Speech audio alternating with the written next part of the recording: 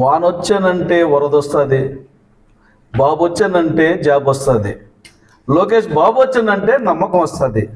డుమ్ డుమ్ డిగా డిగా పదరా పద పద ఏపీకని దేశం నుంచి విదేశాల నుంచి పరిగెత్తుకుంటా కంపెనీలు వస్తున్నాయి. బయట వలస వెళ్ళిపోయినటువంటి నిరుద్యోగులందరూ కూడా పరిగెత్తుకుంటా ఏపీకి వస్తున్నారు. ఇది ఆంధ్రప్రదేశ్లో నేడు జరుగుతున్నటువంటి పరిస్థితి. కానీ అరుంధతి సినిమాలో పశుపతిలాగా ఆంధ్రప్రదేశ్ ప్రజానీకం కట్టగట్టి బంధించినటువంటి సందర్భంలో ఉన్నటువంటి ఆ పశుపతి లాంటి జగన్ మాత్రం వదల బొమ్మాలి, నిన్ను వదల ఏపీని పీడించుకు తినాలని ఎదురు చూస్తున్నాడు. ఇది ఆంధ్రప్రదేశ్లో ఉన్నటువంటి పరిస్థితి. లోకేష్ బాబు గారు తన పాదయాత్రలో రాయలసీమ దాటి 1 కిలోమీటర్ కూడా నడవకముందే ఒక సమావేశాన్ని ఏర్పాటు చేసి రాయలసీమ డిక్లరేషన్ ప్రకటించడం జరిగింది. రాయలసీమ డిక్లరేషన్లో ఆ రోజు ఒక ప్రకటన చేయడం జరిగింది. నీళ్లు లేని ఈ ప్రాంతం సస్యశ్యామలం కావాలంటే ప్రత్యామ్నాయంగా పరిశ్రమలు రావాలి. ఆ పరిశ్రమలు రావాలంటే ఒక సమర్థవంతమైనటువంటి ప్రభుత్వం అధికారంలో ఉండాలి. ఆ సమర్థవంతమైనటువంటి నాయకత్వం నారా చంద్రబాబు నాయుడు గారిది. ఆయన ఆశీర్వదించండి, దాన్ని మేము ఆచరిస్తామని ప్రకటించడం జరిగింది. దాని పేరు రాయలసీమ డిక్లరేషన్.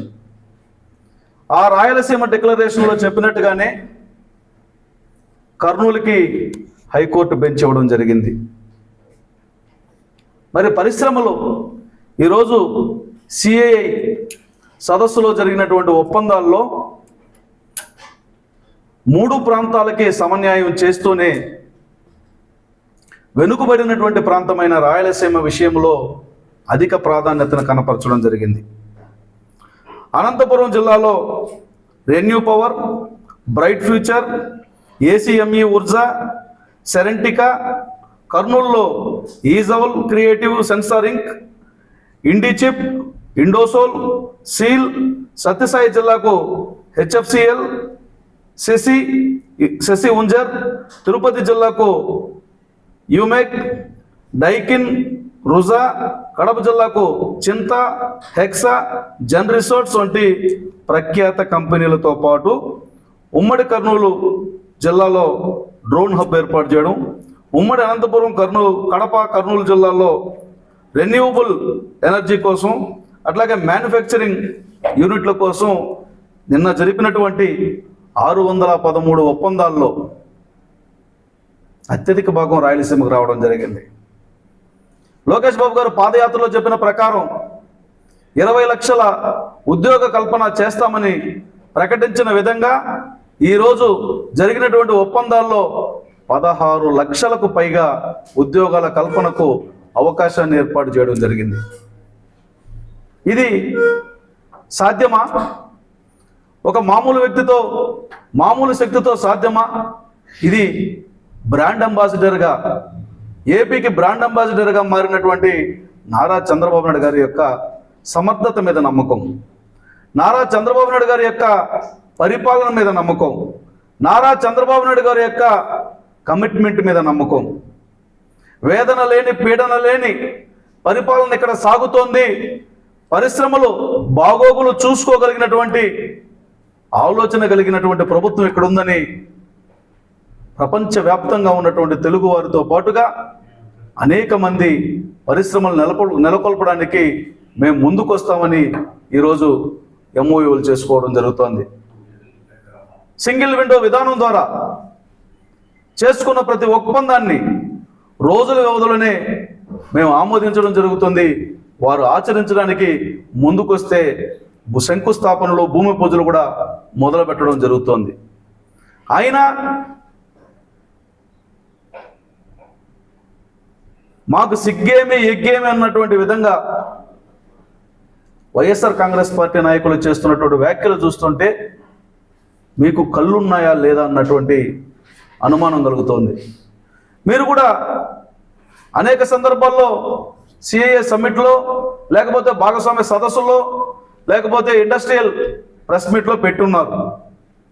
మీరు పెట్టినటువంటి కంపెనీల్లో ఒప్పందాలు చూసారా? హోటల్లో పనిచేసే వాళ్ళకి సూట్లేసి సమ్మిట్ జరిపినటువంటి నీచ సంస్కృతి మీది. మరి మీరు ఎతికి చూసుంటారు ఈ పాటికే. ఈ సమ్మిట్కి వచ్చిన వాళ్ళు హోటల్లో ఉండి కోటేసుకొచ్చారా, లేకపోతే కోట్ల రూపాయలు పెట్టుబడి ఎత్తుకొచ్చారా అన్నటువంటి విషయం చూసే ఉంటారు. గూగుల్లో కొడితే ఈ ఒప్పందం చేసుకున్నటువంటి కంపెనీల చరిత్ర అంతా కూడా వచ్చే ఉంటుంది. మీరు చేసుకున్నటువంటి ఒప్పందాల్లో అప్పడాలతో ఒప్పందం, చేపల అంగుళ్ళతో ఒప్పందం, ఎన్ని మంది జీవితాలను మార్చారు? ఎవరి ప్రయోజనం కోసం ప్రభుత్వం ఈ పారిశ్రామికమైనటువంటి ప్రగతిని చేస్తూ ఉంది? ఆంధ్ర రాష్ట్ర ప్రజానీకం అమోఘమైనటువంటి తెలివితేటలు కలిగిన వారు. మీరు అడుగుతున్నారు సంపద సృష్టిస్తామన్నారు. సంపద ఎక్కడ సృష్టించారని? దీన్నే సంపద సృష్టి అంటారు. దీన్నే అభివృద్ధికి పునాది అంటారు. దీన్నే మనిషి జీవన ప్రమాణాన్ని పెంచడానికి కల్పిస్తున్నటువంటి అవకాశం అంటారు. మీరు కూడా పరిపాలన చేశారు. మా వాళ్ళకి భూమి కొట్టిద్దామా, లేదంటే మా బంధువుల కంపెనీలకి ఎకరాలుగా భూమి రాసిద్దామా, లేకపోతే బినామీ పేర్లతో కంపెనీలు బెదిరించి డైరెక్టర్లుగా రాసుకుందామా అని నారా చంద్రబాబు నాయుడు గారి ప్రభుత్వం అలా చేయలా. ప్రతి ఇంటికి ఒక పారిశ్రామికవేత్త కావాలి. ప్రతి ఇల్లు, కుటీర పరిశ్రమ మొదలుకొని భారీ తరహా పరిశ్రమ వరకు ఎక్కడ ఎవరికి ఏ రకమైనటువంటి అవకాశం ఉన్నా, ఏ రకమైనటువంటి శక్తి యుక్తులున్నా, ఏ రకమైనటువంటి స్కిల్స్ ఉన్నా వారికి అవకాశం ఇచ్చి, ప్రభుత్వం తోడ్పాటిచ్చి, అవసరమైతే ఆర్థికపరమైనటువంటి సహకారాన్ని అందించి కూడా ప్రోత్సహిస్తున్నటువంటి చరిత్ర ఇది. కాబట్టి ఇప్పటికైనా కళ్ళు తెరవండి. ఓపెన్ ఆఫర్ ఇచ్చారు మీకు, మీరు కూడా తీసుకురండి. మళ్ళీ మీరు కూడా తీసుకురండి అంటే మీ కల్తీ మనుషులను తీసుకొచ్చి, లిక్కర్ డాండులు తీసుకొచ్చి లిక్కర్ షాపులు లిక్కరు తయారు పెడతామని చెబితే ఇక్కడ అంగీకారం ఉండదు.